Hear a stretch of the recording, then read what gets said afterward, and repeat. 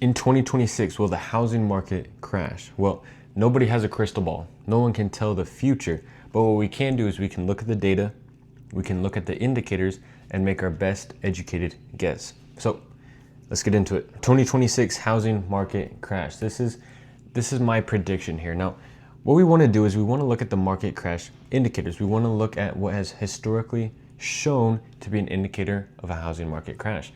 Now, what I think are the four most important indicators are low or high unemployment rates, high mortgage delinquency rates, oversupply, and a high price to income ratio. Now let's dig into each one of these numbers, and based off of that, we can come to a conclusion. When we look at our unemployment rate, obviously we see a huge spike in, well, kind of cut off the years right here. But right here, you can see this is 2020. This is the COVID spike that we had right here. It was very short-lived and we brought it back down. And now we're more or less at a stabilized rate. Over here, this was back in the 2008 to 2010 housing market crash. Obviously, you can see unemployment reached up to 10%. 2020, I should say, we reached 14.5%. But right now, unemployment's really not as bad as people think. I mean, we're still below 5%. I believe the number's 4.6% on an unemployment rate. It's not terrible. We don't see, based off of this, any indication that we're going to see a housing market crash in 2026. Now, we do see it is a little bit of an uptick, and if it continues to worsen, we may want to start looking into it. Maybe we'll start being a little bit more concerned. But as of right now, there's nothing right here that indicates, there's no red flags, there's no indicators of a housing market in 2026. If we look back, or if we look into the delinquency rates here, as we can see here, delinquency rates sitting right around 2.5.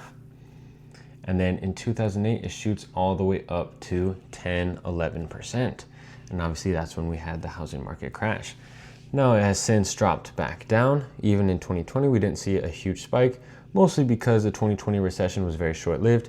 The Fed printed a bunch of money and we moved forward. Now, even since then, we're still way below, let me go back here, we're still way below the 2.5%.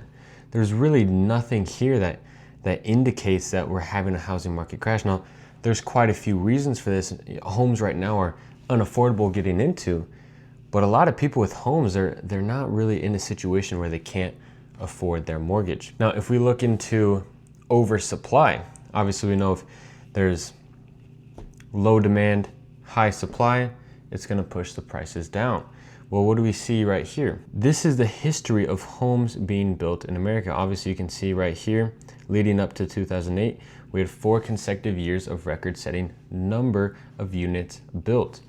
Right after the crash, obviously, home builders started building less homes, and we've started building more homes, but we've seen very, very few homes being built historically. And we've still seen population growth, a lot of that coming from immigration. And so looking at these numbers, for the amount of homes we have compared to the amount of people we have living in the country, we're very undersupplied right now. We don't have enough homes. And if we're undersupplied, all that's gonna do is increase the cost of housing. If you want more affordable homes, well, you want a higher supply. If you want your home to be worth more, well, you want an undersupply. And so this is good and bad depending on who you are, really. Now, if we look into the next indicator, if we look at the home price to income ratio, it is at some of the worst levels we have ever seen. Now, if you go all the way back to the 1950s, you can see it's kind of high. It drops down to a very low rate all the way in the 80s, the 90s. Leading up to 2008 again, we see a huge income or price to income ratio with the housing market. And obviously right here, that led to a crash. Now, ever since 2010, leading back up to it, we're now at higher levels of price to income ratio than we were in 2008. So we're looking at the price or the market crash indicators. Unemployment rates, right now it's not a major concern. There is some employment, it's not at a rate that is concerning. The only thing that is concerning is if the slight increase continues to rise. If we continue to see unemployment rates go up, we may want to get a little bit concerned. When people are losing their jobs, they can't pay their mortgage, they go into foreclosure. That's going to result in a market crash. Mortgage delinquency rates, people being behind on their mortgage payments. We're not really seeing that right now. There's not a ton of people who are not making their mortgage payments. There's a lot of people who can't afford to get a mortgage, but the people who already have a mortgage, they're still making their payments. Now, oversupply, we're not really seeing oversupply. If anything, we're seeing undersupply. If anything, we need more homes in this country. The only market crash indicator that we have is the price to income ratios. The price to income ratio, I think, is the highest it's ever been. Homes are incredibly unaffordable right now, incredibly overpriced. But out of these 4 indicators, we only have one pointing towards a market crash in 2026. Why are there not more indicators of a market crash when homes are so affordable? If we know the price to income ratio is so high, why do we not see more indicators of a crash? Well, it's very simple. We see 40% of owner-occupied homes in America are paid off. They don't have a mortgage. Now, if you don't have a mortgage and the price of your home drops, are you going to sell your home? No, of course not. Your home's paid off. You're sitting there like there's no reason to sell. If your home is paid off and you lose your job, well, if you don't have a mortgage to pay, you're going to be able to go quite a ways before you have to even think about selling. And so with 40% of owner-occupied homes being paid off, it's much less likely that we see a housing crash because no one's really defaulting right now.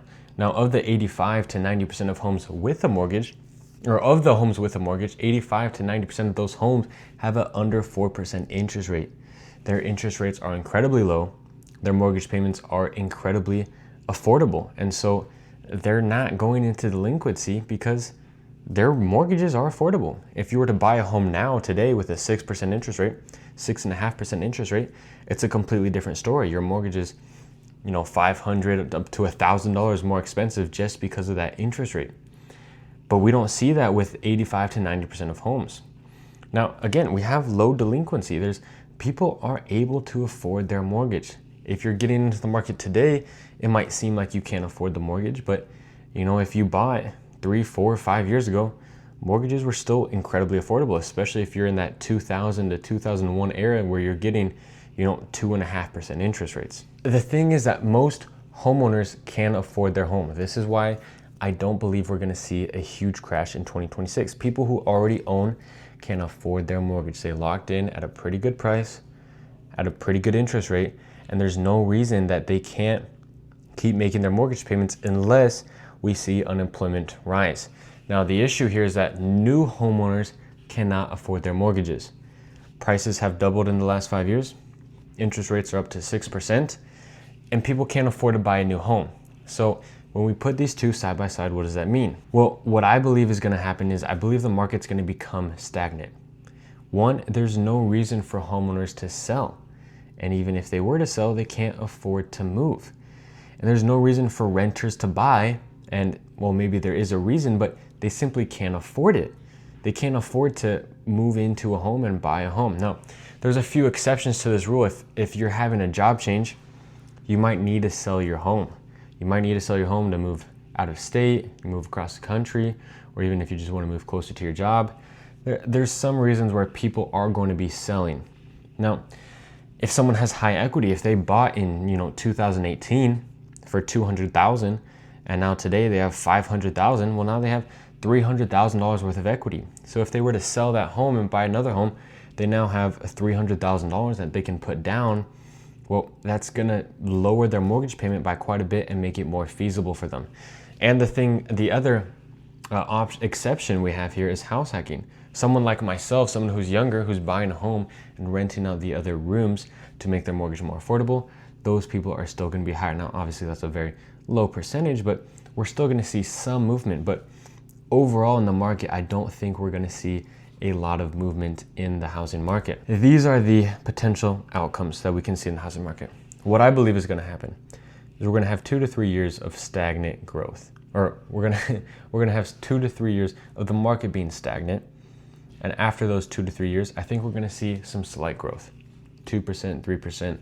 And I think the housing market will continue as normal. But I think for 2 to 3 years, we're gonna see things really slow down.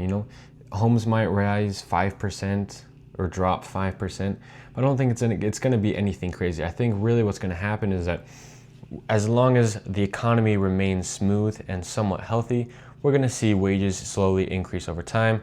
People will be able to afford homes again as long as they stay around the same price over the next 2 to 3 years. And then people will be able to afford these homes, and we might start seeing an increase in home valuations. Now, if we were to see, prices rise, what would be the indicators? Well, if we see income, if we see wages continue to rise, if we see the supply decrease, and if we see rates drop, well, it's reasonable to assume that prices are going to rise.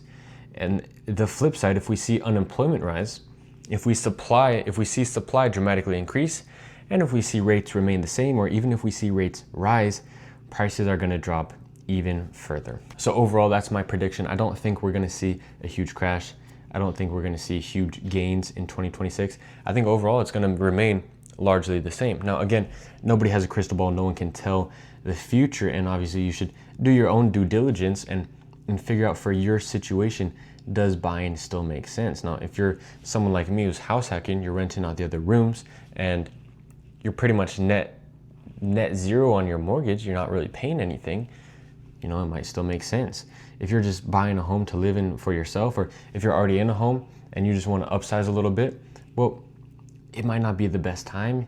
It might be smarter to stay in your home. If you have a 2.5% interest rate, and if you're to buy a new home, you got to go to a 6%, it's probably not a good idea. So these are the things to consider, but in my opinion, I don't think we're going to see a large housing crash in 2026.